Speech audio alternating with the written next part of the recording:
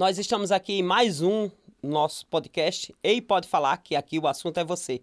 Nós temos uma novidade hoje. Nós estamos de forma online, remoto, e com uma amiga lá da minha cidade, de João Pessoa, a doutora Tassiane Ramalho, e ela vai falar da saúde das nossas mamas para nós mulheres, porque todo tempo é tempo de falar da nossa saúde.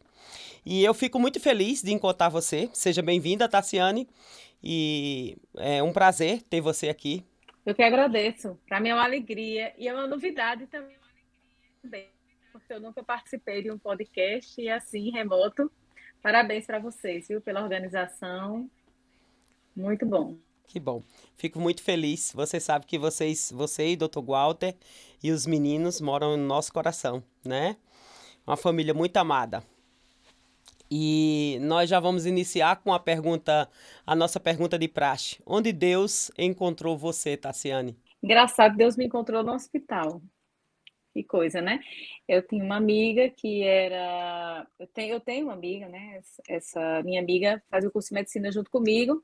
E a gente estava fazendo umas pré-inscrições numa salinha, só tinha eu e ela. O assunto fluiu sobre Jesus, sobre igreja, e ela foi me falando, eu frequentava uma outra igreja, ela foi me falando sobre Jesus, de uma forma diferente, e eu gostei do que ela falava, né? E aí a gente foi se aproximando, e ela me convidou para conhecer a igreja dela, e assim Deus foi me trazendo para cada vez mais perto dele e a gente tem às vezes uma forma de chamar mãe, uma mãe na fé, né? E ela foi dessa forma comigo. Ela foi me pegando assim nos primeiros passos. O nome dessa amiga é Vanessa, Vanessa Valério, você conhece, Sim, é irmã de Eduardo e curiosamente o irmão dela foi quem também colocou Walter, né, meu esposo, nesses primeiros passos que legal. de Jesus. Então foram dois irmãos que cada um no seu tempo, né, em tempos diferentes. Ela me deu um amparo, o irmão dela deu um amparo à Guelda. Que legal. Muito interessante. E me diga mais outra coisa. Por que, para você, a vida é preciosa? Ah, a vida é tão preciosa, né? A gente luta o nosso dia a dia é para isso mesmo, para a preservação da nossa vida. Como eu me realizava nessa posição de cuidar do outro, nem que o outro fosse meu filho, que já era esperado que eu cuidasse, nem que o outro fosse uma pessoa muito querida, ou que o outro fosse uma pessoa desconhecida, como um paciente. Mas eu vejo essa preciosidade da vida nessa oportunidade de cuidar. Que interessante, é verdade mesmo. Me diga algo interessante sobre você, que as pessoas geralmente não imaginam que você. Uma peculiaridade sua.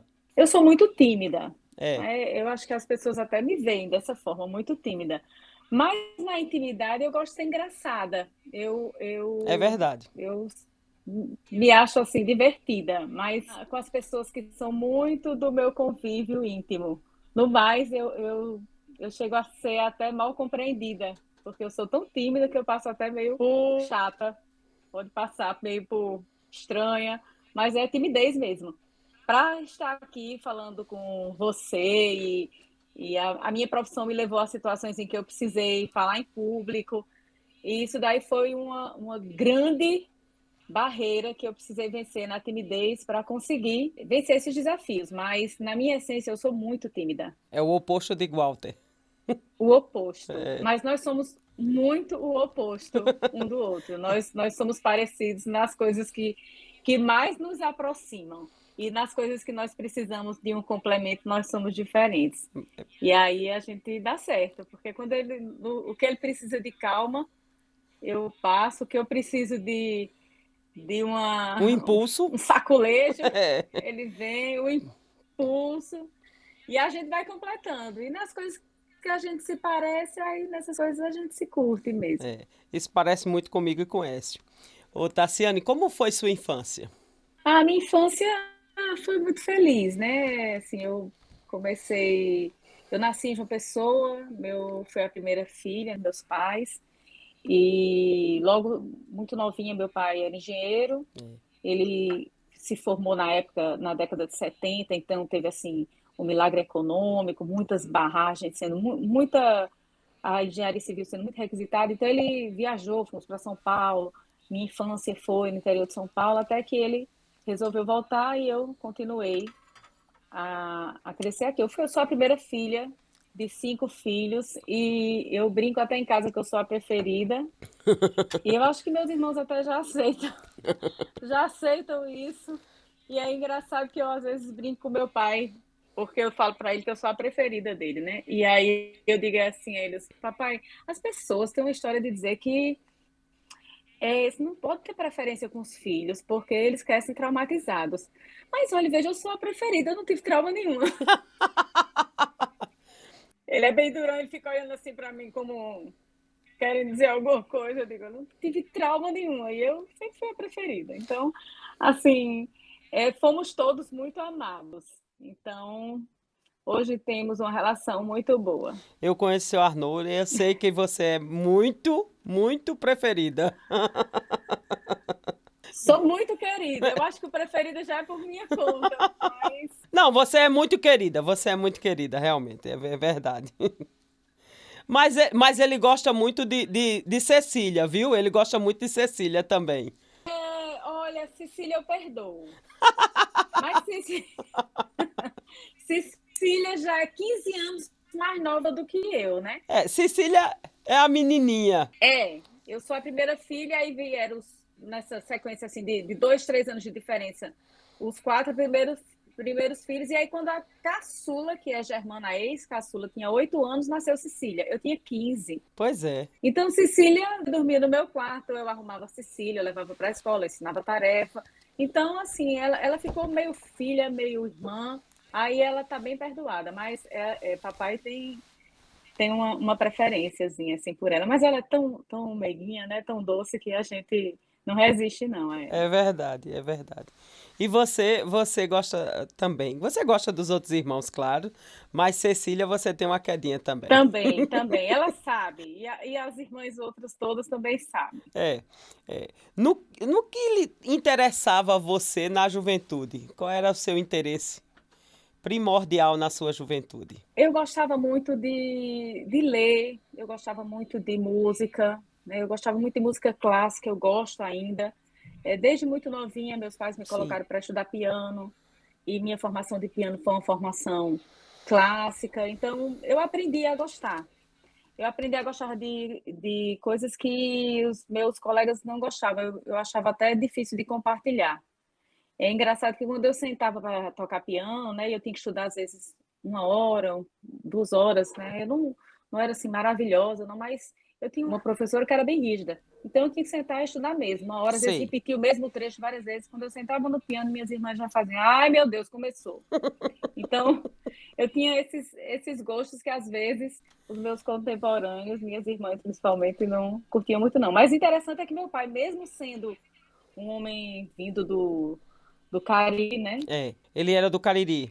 Que não tocava nenhum instrumento, mas ele colocou todos nós estudamos música clássica. Todos os meus irmãos tiveram instrumentos, estudaram violoncelo, violino, ele colocou todos, nem foi, mas eu ainda fiquei com meu piano, ainda dei andamento. Tá certo. Como você é aos olhos das outras pessoas? Como eu sou aos seus olhos? Ah, você é uma pessoa meiga, gosta muito de ajudar as pessoas. E eu posso dizer o que minhas cunhadas dizem de você e minha mãe, você é a médica delas, né? Você é a favorita. E o que Cecília diz de você. Mas elas são suspeitas. E eu posso dizer, você é uma pessoa muito boa, Ah, fico feliz. né? Eu posso dizer que você é uma pessoa de coração grande, de coração muito nobre, entendeu? Eu posso dar esse testemunho. Então já fico feliz de poder ouvir Pronto. isso. Então eu posso dizer isso de você. Obrigada, Andréa. E posso dizer uma coisa muito boa do seu marido. Do seu marido, porque a gente passou uma situação muito complicada, duas situações muito complicadas. Uma foi com Sara, né? Sara tinha 2 anos e meio e ela queimou a perna, né? Um dia de Natal muito complicado e e a gente teve que levar para o hospital de trauma, porque era lá o hospital que recebia queimados, né, lá em João Pessoa. E teve uma hora que até aquele doutor Cássius Marcelo, se eu não me engano, disse, não, tira a sua filha daqui, né? Minha irmã estudava medicina ainda. E ele reconheceu, ele era professor dela. E aí ela disse, não, vou ligar para doutor Walter. E na hora ele disse, Écio, tira ela daí, que ela já tinha passado uma sulfadiazina, já tinha melhorado a dor. E aí doutor Walter disse, amanhã eu cuido disso. E realmente ele cuidou de tudo, foi uma bênção. E outro caso que doutor Walter, assim, foi um pai, não sei nem dizer o que ele foi, né? E aí eu posso dizer que é pai, porque quando a gente tem uma coisa boa para dizer da pessoa, aí a gente compara como pai, né? Foi na situação da minha cunhada, né? Quando ela quebrou aquela perna e ele, assim, foi maravilhoso. Então eu tenho para dizer de vocês, né? Você é maravilhosa e Dr. Walter, ele é um pai, né? Que gosta de cuidar muito das pessoas. Então, assim, eu tenho esses dois testemunhos muito bons de pessoas que se compadecem quando as pessoas precisam. Então eu agradeço muito, né, esses dois momentos que nós precisamos. Vocês foram pessoas que nos acolheram, nos ajudaram, né? Foram pessoas que estiveram conosco. Que Deus possa sempre abençoar vocês. Amém. Vocês usam a medicina de vocês, o dom que Deus deu a vocês e que vocês estudaram para isso, se capacitaram para isso, para também ajudar as pessoas. Isso é importante. Amém. E eu vou quebrar o script para Certo? dizer que da mesma forma que a gente usa essa medicina, como você fala, né? Sim. Você e o pastor Écio, no ofício de vocês, também nos ajudaram em questões de medicina, você sabe, né? Quando a medicina Sim, tem uma limitação. é verdade. E eu queria perguntar sobre E isso. eu nem vou falar, senão eu vou chorar, mas Eu queria perguntar sobre isso. Dentro da sua profissão, né? Você já viu milagres?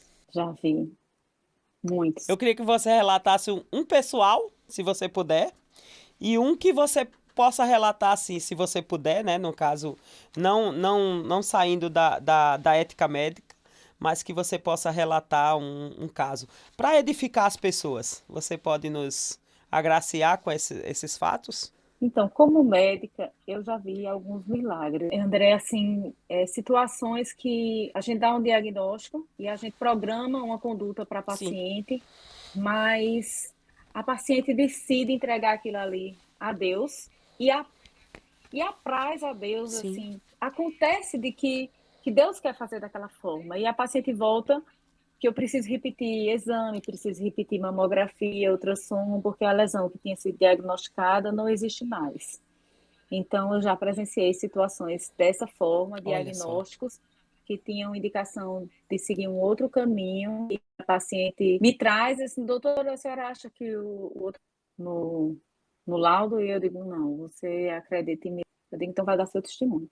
Então, assim, quando a gente tem essa experiência de vida com Deus, a gente vê o sobrenatural de Deus acontecendo, Sim, sabe? Pessoas que eu trabalho com câncer, né? Então, pessoas que você tem uma expectativa de que aquela doença já está em certo para a paciente, e a paciente vive, tem uma sobrevida acima do que você esperava e vem a falecer já de outras causas que não têm a ver com a doença. Então, a gente vê situações assim que fogem mesmo da medicina e a gente atribui ao sobrenatural também, né? E eu tive essa experiência com o Luiz, que você pastor, participou, o Luiz Neto nasceu prematuro, sim. e a maternidade, igual eu estava atendendo, eu liguei para ele, eu disse, não liga ainda não, o Luiz Neto vai nascer prematuro. E aí ele saiu e meu filho vai nascer prematuro. Ela ainda perguntou assim, e eu? Aí ele disse, você só amanhã, porque eu tenho que ir. Então, até uma experiência que a gente tem de analisar como às vezes o outro só está pensando em si mesmo, né? Mas naquele momento ele precisava deixar aquele atendimento e correr para Luiz, para mim. E Luiz Neto nasceu de um parto prematuro, com Sim. 7 meses, e foi para a UTI. E a gente, na expectativa de melhora, no terceiro dia eu já recebi uma ligação eu recebi alta, né? Eu recebi alta do hospital, ainda fiquei no hospital mais uns dois dias sem necessidade, porque É, eu já não tinha mais indicação de ficar. Luiz Neto não saía da UTI, era a expectativa de que com 2, 3 dias a gente fosse levá-lo para casa, mas ele não saiu. Então, no terceiro, acho que no terceiro ou quarto dia, me ligaram para mim para a alta, disseram que ele estava com infecção. Ali naquele momento eu já vi todo o desenrolar de um prematuro com infecção e a evolução para óbito. E eu chorei muito ali, coloquei muito diante do Senhor e vocês foram assim anjos de Deus, né?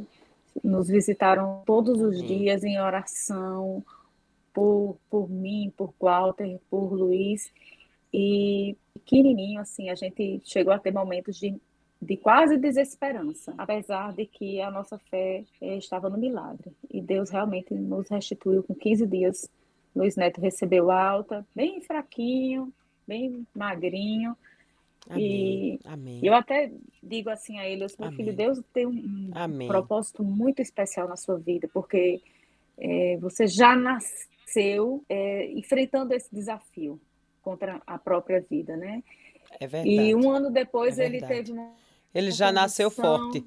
ele já nasceu tendo que ser forte, sendo obrigado a lutar pela vida, né? E um ano depois ele teve uma convulsão que também tinha uma infecção perto das meninges, seria uma meningite, não seria uma meningite, É, enfim, já foi uma outra luta, é foram mais verdade. 15 dias de internação com antibiótico e ele saiu novamente. Então, assim, são os milagres de Deus na nossa vida, são essas curas maravilhosas, nossas orações atendidas, Amém. e eu louvo a Deus.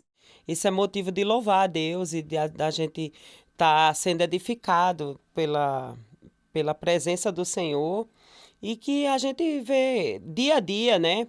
Milagres acontecem hoje, né? Me responda uma coisa: o que te inspira hoje? Eu acho que basicamente eu vivo por eu acho que assim, duas inspirações fundamentais, né? O que me inspira hoje são meus filhos, me inspiram a Sim, cada dia, eles são desafios para mim como pessoa, porque a sim, gente chega com receita. Eu tinha a gente assim, eu tinha todas as perguntas, né? Quando eu achei as respostas, mudaram as perguntas. sim. Então, com os filhos foi mais ou menos assim. Todo dia muda as perguntas. É um desafio para É, mim e eles me inspiram, porque eles me é, inspiram como pessoa, me inspiram na minha atitude cristã de amor, de perdão, de superação. sim, E a minha vida enquanto cristã é uma inspiração para mim. O Evangelho me inspira, porque a gente começa depois de um. Eu tenho 47 anos, né? Chega uma época que a gente passa a viver pelo que vale a pena. sim, Não é é mais verdade. o que o mundo diz a você É que é verdade. bom. É Você verdade. começa a orar em cima do Evangelho. O que é que vale a pena? Aos 30 anos, agora aos 47, quando eu coloco cima, na letra do Evangelho, eu digo, isso já nem vale a pena, o que vale a pena Sim, está no alto. sim, é verdade. Eu acho que é o que me inspira. São minha família, o Sim, Evangelho de Cristo. Eu acho que eu vivo nessa fonte de inspiração. certo. E falando em família, né? A gente tá falando aí dos meninos, você tem 3 filhos lindos, maravilhosos. A gente já falou em Luiz, que é um rapaz lindo, maravilhoso, né? Você tem uma menina linda, né? Parece muito com você, né? E um menino mais velho. Eu queria que você falasse o nome deles, se você puder. E me diga, agora eu quero saber uma novidade, né? Poucas pessoas sabem. Onde começou a sua história com o Walter? Pra gerar esse menino tão bonito. Olhe, eu acho que eu estava determinada mesmo a viver de hospital, né? Porque Deus me alcançou no hospital, eu conheci Walter no hospital, É, então eu tinha que ser médica é. mesmo, porque eu acho que se eu não fosse por esse caminho, Sim. não era, a história Nada ia tinha ter que ser outra. acontecido. Não, Deus ia ter que programar de outro jeito. Então, era mais fácil eu ser É, logo e logo pelo caminho da medicina, porque já estava lá os propósitos do Senhor me esperando. tá Então, certo. eu conheci Walter no hospital. Eu era estudante e ele era o médico plantonista. E ali a gente começou a conversar e e a gente está conversando aí até hoje. Sim. Essa conversa durou até hoje. Durou Quantos até anos? hoje. São 21 anos de casado, mais uns 4 anos de namoro. A gente já tem aí uns 25 anos juntos, né? É verdade. Conte-me sobre a vez que você teve que contar a seu pai que ia casar. Então, foi a primeira filha, né? Ele aceitou de bom grado, o Walter? Demais, demais, porque Seu Arnoldo é bravo. mas você conhece Walter, né? Conheço. Dá nó em pingo de éter. Então, André, foi tudo tão tranquilo, porque foi um relacionamento construído eh, com muita amizade com meus pais, né? E eu acredito assim que a gente, eu como mãe hoje, quando você vê que sua filha está sendo bem cuidada, bem tratada, quando aparece uma pessoa para cuidar dela do tanto que você cuida, é um presente, né? Você vai entregar a sua filha, você quer que ela seja bem tratada, bem cuidada, É né? E a verdade. gente parece que procura no marido um pouco do que o nosso pai representa, né? É verdade. Um pai, eu tenho, né? Um pai tão bom, Sim. tão cuidadoso, tão Provedor. presente, que no final Deus me deu um marido assim também, um marido cuidadoso, um marido protetor, provedor. Então, tudo que eu poderia sentir deixando meu pai, e Deus me supriu através do meu marido. Então, foi uma comunicação muito feliz. Sim. Foi muito bem recebido em casa, esse anúncio É, aí né? E bem de aceita, casamento. feliz, bem aceita. Bem Bem aceita. aceito, feliz, comemorando, foi muito bom. Que benção. Conte-me sobre o dia em que você percebeu que estava grávida. Então, eu perdi o primeiro bebê. Então, a primeira vez que eu soube que Sim. estava grávida foi uma alegria assim tão grande que já no segundo dia era contando para todo mundo, era fazendo surpresa, era aquela coisa assim bem empolgada e aí com algumas semanas depois eu tive um abortamento espontâneo, né? Então, Sim. tentando, né, já estava naquela expectativa de engravidar e não conseguia mais. E aí teve um momento de oração, que eu participei de uma jornada de oração. Nessa jornada estava o pastor Sérgio Queiroz, num desses dias, e ele fez uma oração direcionada para esse pedido. Nem eu tinha falado nada a ele, nem ele sabia, mas tinha acabado de nascer a filha dele. Era uma jornada de oração em janeiro, né? Eu acredito que ele deva ter uma filhinha que nasceu entre dezembro, e aí deu tudo certo dessa vez. Aí foi alegria, né? Eu já me contive, esperei a bênção se concretizar mesmo. E aí veio a notícia de que era uma menina, e foi uma menina muito esperada, muito desejada, muito querida, e só bênção até hoje. Uma filha muito boa para mim. Então foi o primeiro bebê, foi Belinha. Que benção. Deixa eu lhe dizer uma coisa.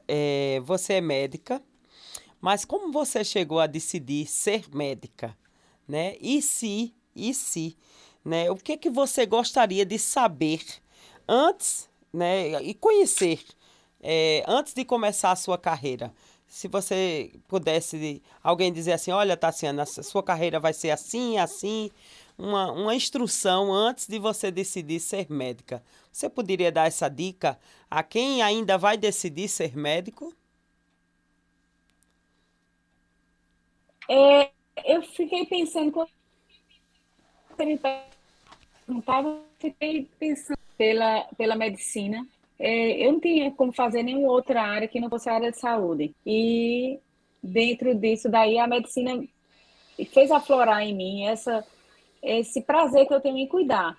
E tudo passou a fazer sentido nesse ministério de cuidar, né? Tanto dos meus filhos como Certo. dos pacientes. Então, parece assim que a minha, eu me sinto útil, me sinto especial em poder cuidar.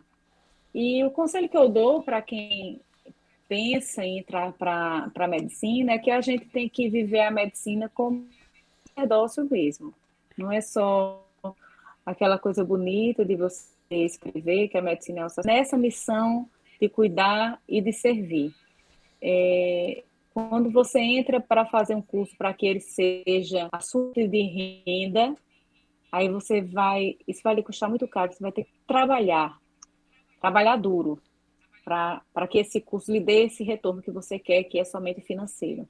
Mas quando você entra com essa visão de que aquilo ali é uma missão e que você tem um sacerdócio e que o ganho é consequência disso daí, então você o trabalhar é, é, é um misto de trabalho, de realização, de diversão.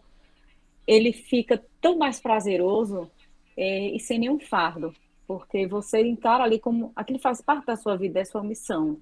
Não é que você tem que ir fazer aquele trabalho cansativo porque você quer o dinheiro, mas você trabalha mais pelo resultado que você pode dar ao paciente do que pelo que ele pode lhe pagar.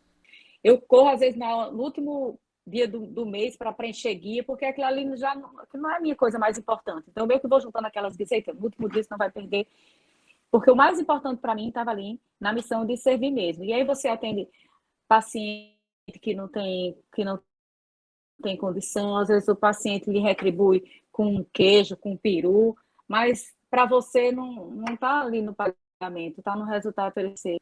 Do serviço, No né? que do servir, né? De você entrar como uma missão, que aquilo ali faz parte da sua vida, não é um fardo.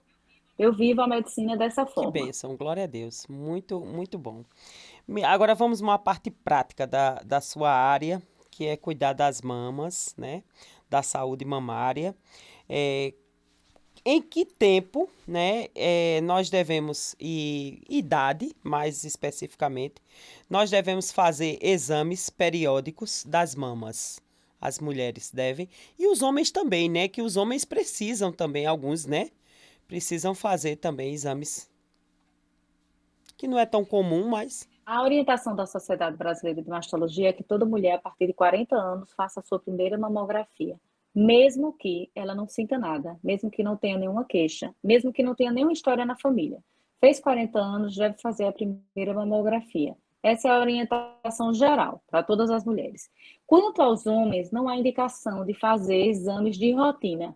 Como a mama masculina é uma mama pequena e o câncer de mama acomete os homens em apenas 1% dos casos, então a gente orienta que o homem deve procurar o mastologista se ele perceber alguma alteração na mama, que é mais fácil de perceber um nódulo, qualquer alteração mamária do que na mama feminina. Fora da idade de 40 anos, a gente orienta que em qualquer idade, se a mulher sentiu algum sintoma, percebeu alguma nodulação, alguma diferença no contorno da pele, na textura, uma descamação na areola, o mamilo sempre foi evertido, sempre foi para fora e agora ele se apresenta invertido, como que estivesse sendo puxado para dentro. Sentiu, percebeu qualquer alteração no contorno da mama ou algum nódulo na axila, qualquer coisa que está diferente nas mamas ou nas axilas, deve procurar o mastologista em qualquer idade. dor na mama diz alguma coisa?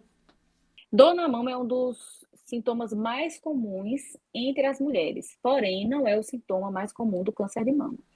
Certo. Inclusive, a gente vê raríssimo a dor ser o sintoma que levou ao diagnóstico do câncer de mama.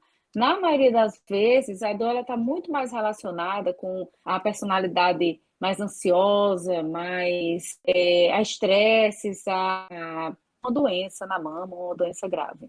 Então, assim, em geral, a gente tranquiliza a paciente. Mas a dor é boa, porque a dor traz a paciente ao consultório do mastologista. O paciente se preocupa porque está com dor e às vezes tem paciente que já vinha há 2, 3 anos sem atualizar seus exames e a dor traz a paciente ao consultório. Certo. Quais são os principais exames, e principalmente esses de rotina, que você deve fazer mais comumente para prevenir o câncer ou prevenir qualquer outra doença mamária? O principal exame é a mamografia para as mulheres acima de 40 anos. Certo. E nas mulheres com menos de 40 anos? As mulheres mais jovens, elas se beneficiam. 40 anos deve fazer mamografia antes de pede a ultrassom. Porém, há situações que mesmo as mulheres com mais de 40 anos precisam complementar a mamografia com um exame de ultrassonografia. Os dois exames são complementares, porém, a ultrassom não substitui a mamografia. Isso é importante dizer. Porque as mulheres têm medo de fazer mamografia porque alguém foi dizer a elas que doía. Mas isso não é verdade, gente. Isso é fake news, viu? Mamografia não Tá dói. certo. E então tem que fazer mamografia. Dói um pouquinho, mas dá para fazer. Então, tem que fazer mamografia. A Sim, mamografia é é o exame mesmo de suportável. escolha. É suportável. E a ultrassonografia é. E a ultrassonografia é o exame que complementa. Então, às vezes, a gente precisa fazer os dois, Sim. mas a ultrassom não substitui a mamografia, é um exame que vem complementar. Então, basicamente, é mamografia e ultrassom. Os demais exames, ressonância e outros exames, rotina é a mamografia e a ultrassom. Certo. A pessoa que tem silicone, quais os cuidados que deve informar para o mastologista? Por muito tempo se teve muito tabu em relação ao silicone, medo que o silicone pudesse aumentar o risco de câncer de mama. Então, eu sempre tenho um esquemazinho, uma figura que eu mostro às pacientes, quando elas ficam em dúvida em relação ao silicone.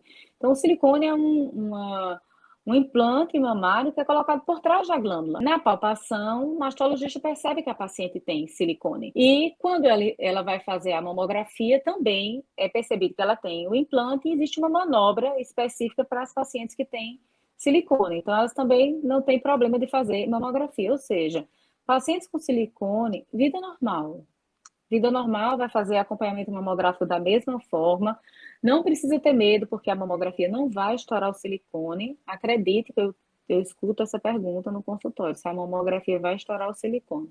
Não vai, pode fazer tranquila e vida normal. A gente orienta com relação a paciente com silicone é que ela tem que fazer mamografia igual às outras, do mesmo jeito. Geralmente, de quanto em quanto tempo se troca o silicone, doutora Tassiane? Antigamente tinha essa orientação de trocar o silicone regularmente, após um determinado período de anos. Hoje já não tem mais essa obrigatoriedade, né? A paciente fica com silicone e a gente está acompanhando a cura do silicone, a gente precisa mudar, mas não é frequente. Então, as pacientes vão mais de 10 anos, muito mais, com o mesmo implante. Quem usa anticoncepcional ou faz reposição hormonal tem mais perigo ou é mais propenso a ter câncer de mama? Então, essa é uma questão que a gente não consegue responder com sim ou não, porque a gente precisa ponderar riscos e benefícios, avaliar caso a caso, inclusive avaliar a história familiar para poder você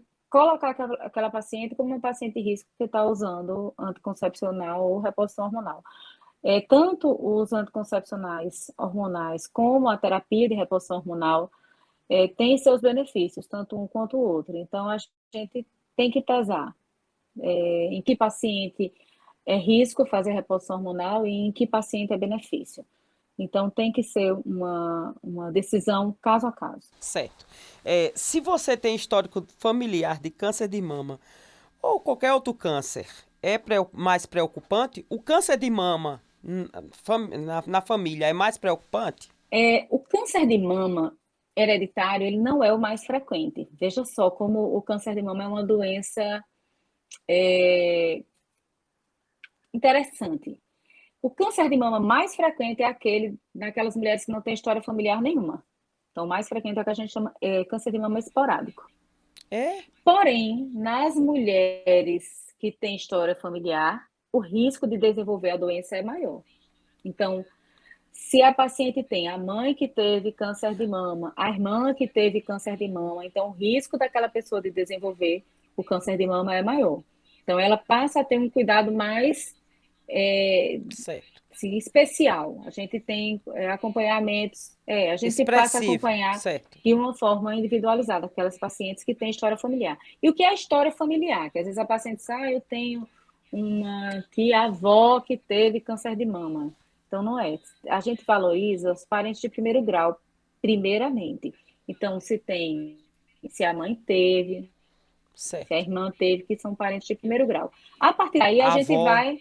A avó, a gente já considera um parente de sim, segundo grau, embora seja parente de primeiro segundo grau. grau no nosso entendimento, né? Mas ela já, da avó, se a mãe não teve e ela não teve, mais ninguém na família teve, então o parente já está um pouco distante dela. Mas a avó teve, a irmã da avó teve, Certo. uma tia teve, só a mãe dela que não teve, então é importante a gente fazer a avaliação da árvore familiar.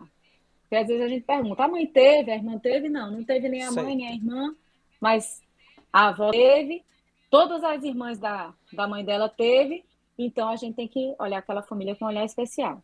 E aí vem as indicações para teste genético, para avaliação. Mesmo que não seja de mama. Mesmo que não seja de mama, os cânceres que têm relação com a mama são câncer de intestino e ovário, principalmente. Então, existe uma síndrome genética Certo. que faz essa associação de câncer de mama com câncer de intestino, com câncer de ovário. Então, tem esses cânceres que têm uma linhagem genética comum, que eles podem estar relacionados entre. Então, a avó teve câncer de mama, mas a mãe teve um câncer de ovário, a outra tia teve um câncer de ovário. Então, aquela é uma família que provavelmente possa ter uma mão genética que aumenta a incidência de câncer de mama, ovário, intestino. Então, tem essa relação de cânceres de locais diferentes também. Tem que ter cuidado, né? Então, a secreção saindo da mama, isso é perigoso?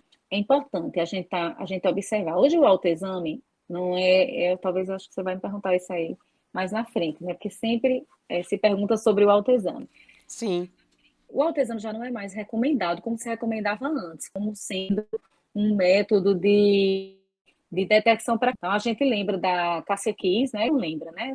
Só quem não lembra são as novinhas, mas sim. a nossa geração lembra da Cássia Kiss Eu lembro. na TV, Lembra. fazendo aquele autoexame, mostrando como fazer, foi uma coisa assim Exato. impactante. E o autoexame ganhou uma outra importância a partir dali. Então, foi fundamental aquela participação dela numa época em que era difícil acesso à mamografia. As pessoas tinham muita, vamos dizer assim, medo, até uma prevenção de ir ao mastologista, Então, né? tinha muito desconhecimento, muito tabu envolvido. Então, era importante, naquele momento foi importante. Só que agora a gente não pode contar mais com o autoexame como sendo um método de diagnóstico precoce. Então, é importante fazer, a mulher precisa se conhecer e ela tem que observar suas Sim, alterações na mama, nas mãos, nos pés, no corpo inteiro, ela tem que ter esse olhar atento. Mas não confiando que eu faço autoexame todos os meses, então eu estou tranquila de que eu não tenho nada.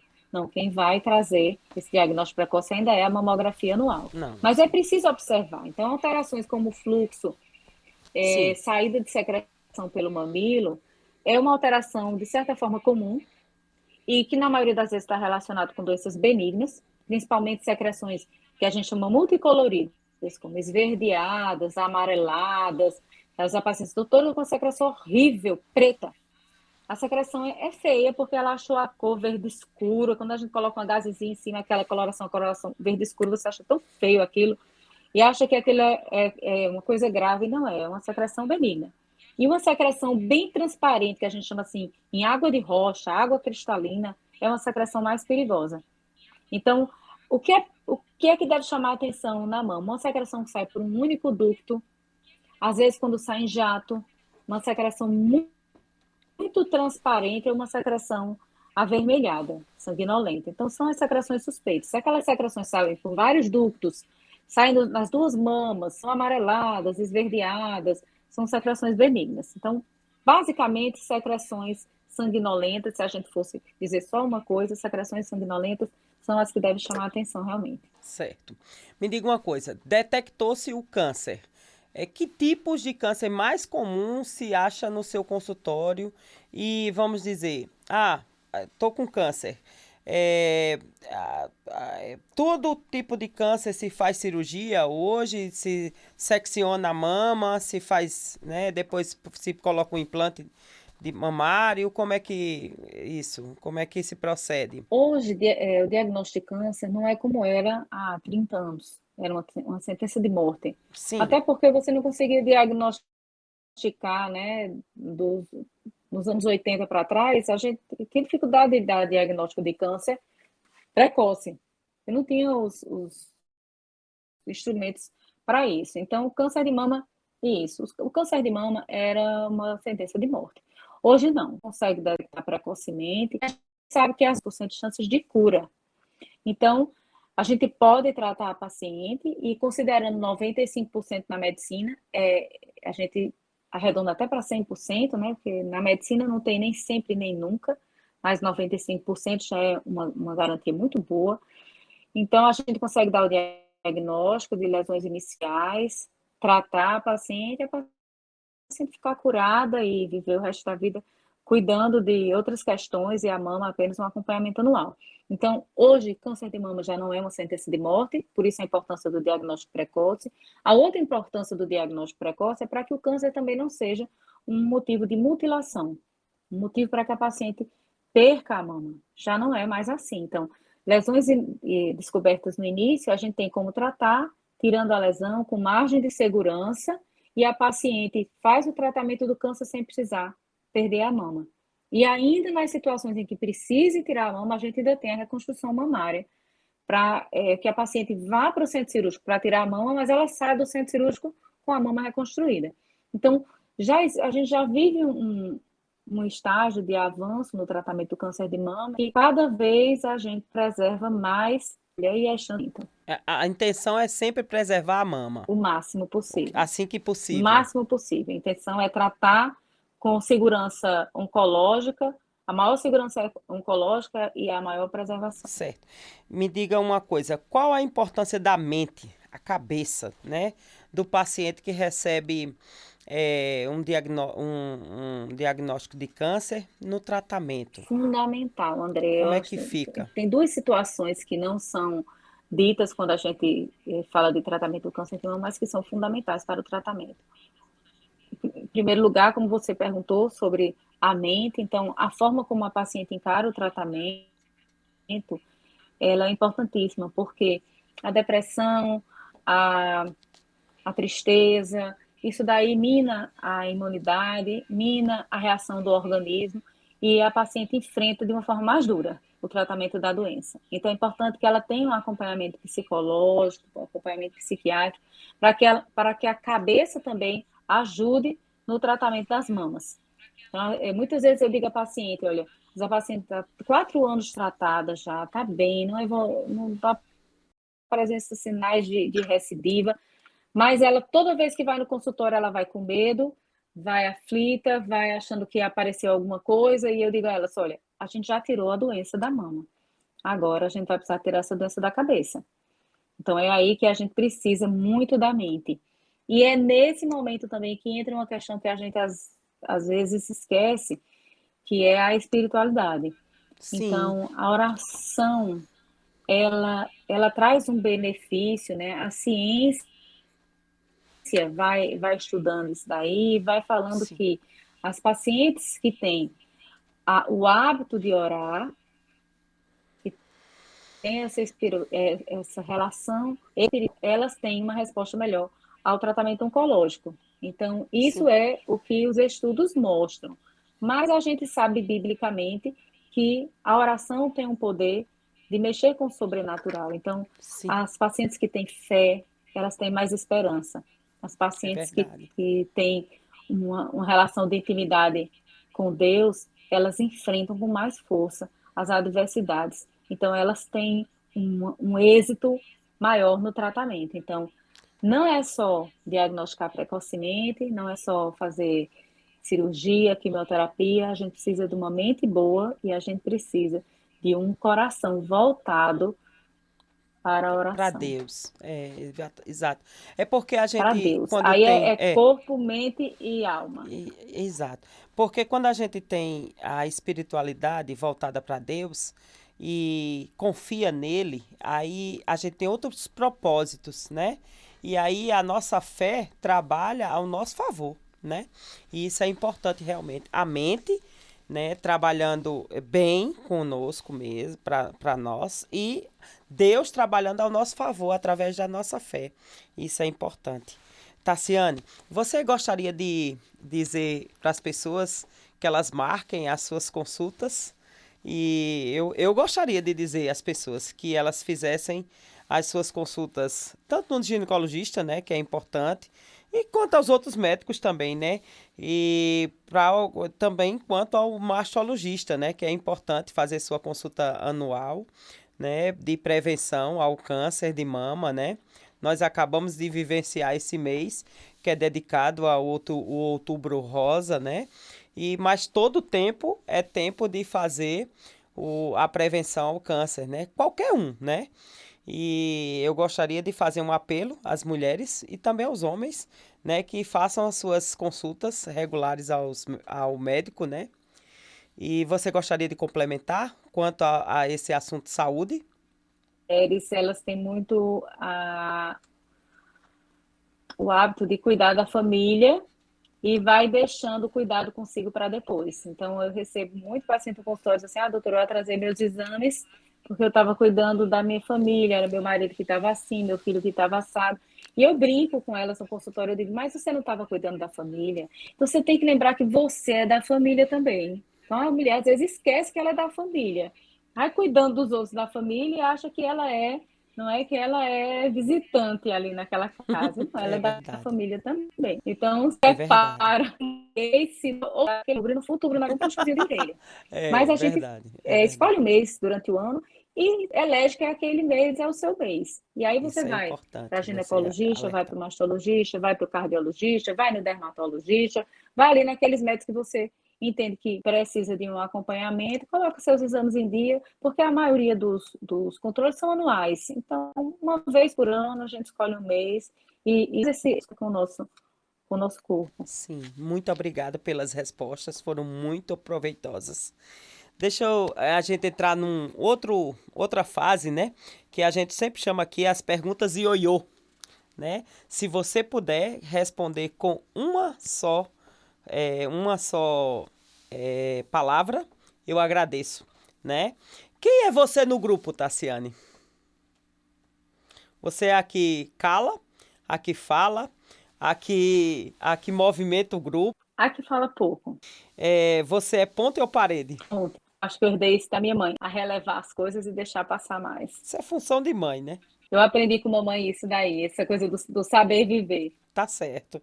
Você é terra, céu, mar, Tassiane. Sou terra, sou pé no chão, tudo muito prático.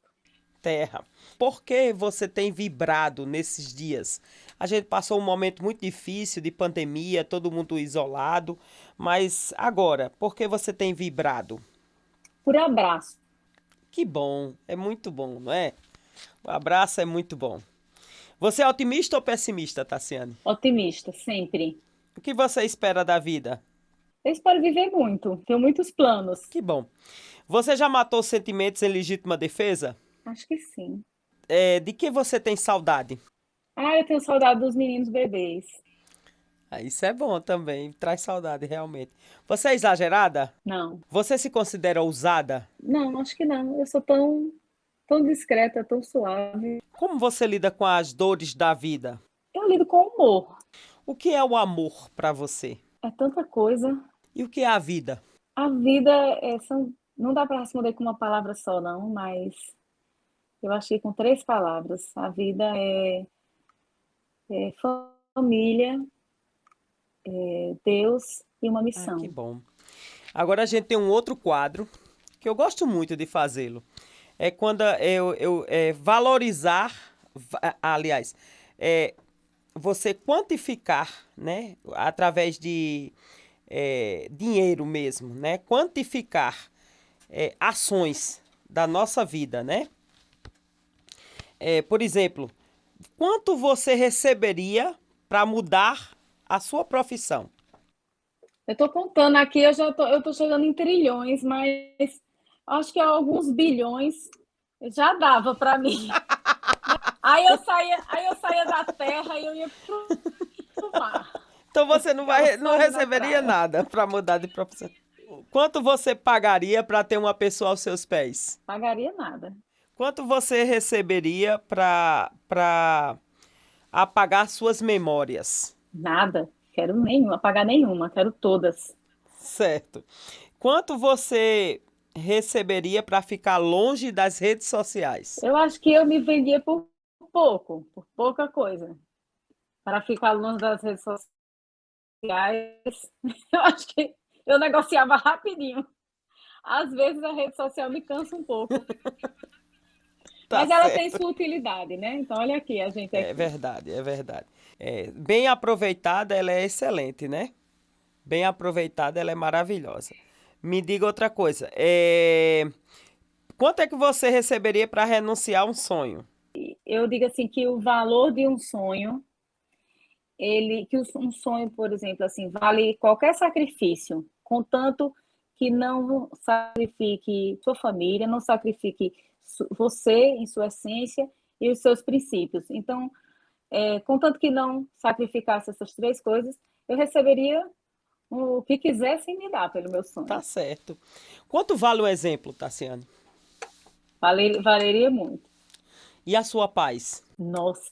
Eu vivo negociando minha paz. Essa é uma pergunta que eu achei interessante, porque às vezes os meninos fazem, mãe, mas você deu R$ 50 para isso daí? Eu disse, menina, minha paz, ela deve custar uns 200 zilhões. O que era R$ 50 perto da minha paz? Então, minha paz é um negócio que eu tenho é algo que eu tenho feito muitas negociações pela minha paz, que vale tanto. Eu, às vezes, pago algo que eu acharia até indevido, mas quando eu coloco o tanto que vale a minha paz, o dinheiro não compra. Então, eu tenho feito a cotação da minha paz, ela tem ficado bem alta, viu? Tá Tem certo. valido muito. Tá certo. Me diga, essa é a penúltima pergunta. Quem é Jesus para você? Ah, o Jesus é o exemplo, assim. E se fosse Jesus, né? Como seria? O que é que ele vai me dizer? Então, Jesus é meu exemplo do dia a dia. Eu acho que é isso aí. É meu exemplo, é meu socorro, é por quem eu chamo, é meu advogado mesmo. Tá certo. Aqui a gente tem uma pergunta de encerramento tradicional, que se chama o tapa do dia. E o tapa do dia é uma frase, é um versículo, é uma ideia que você quer deixar para alguém, para as pessoas em geral. E qual é o seu tapa do dia? Eu costumo dizer uma frase muito frequente, que igual tu até já absorveu para ele, que tudo na vida é um aprendizado. Eu tenho um hábito de, sempre que me acontece algo, eu analiso e digo assim, não, mas tudo na vida é um aprendizado. Se a situação é boa, a gente aprende um caminho. Se a situação é ruim, a gente busca vencer esse desafio. A gente busca mudar e a gente alcança a transformação. Eu acho que o tapa do dia, vou colocar um versículo aqui para vocês, e eu uso com certa frequência, é que de Deus não se zomba. Tudo que o homem plantar, isso também colherá. Glória a Deus. Glória a Deus. Amém. Muito obrigado, Tassiano. Você quer complementar a nossa conversa? Eu que agradeço. Não, eu amei. Eu quero fazer o próximo pessoalmente, viu? Ah, sim, eu quero. Adorei. Eu adorei seu estúdio aí também. Ah, sim, nós temos aqui. Eu saí do meu lugar é ali, mas eu vim fazer aqui pra gente ficar aqui mais pertinho. Mas eu aceito, viu? Eu já aceito a visita. Eu E quero. fico muito feliz com a sua participação. E a gente tem muito mais coisas para conversar. Eu só fiz umas perguntinhas, mandei uma lista grande, mas só fiz algumas. E eu aceito a visita, viu? Já diga a Cecília que também aceita, eu vou convidá-la para fazer também um podcast. Essa família tem muitos talentos, viu? Seu pai é amigo do meu pai, né? Eu também sou a filha mais velha. Eu A digo também que eu preferida sou a também. preferida. Sou a preferida.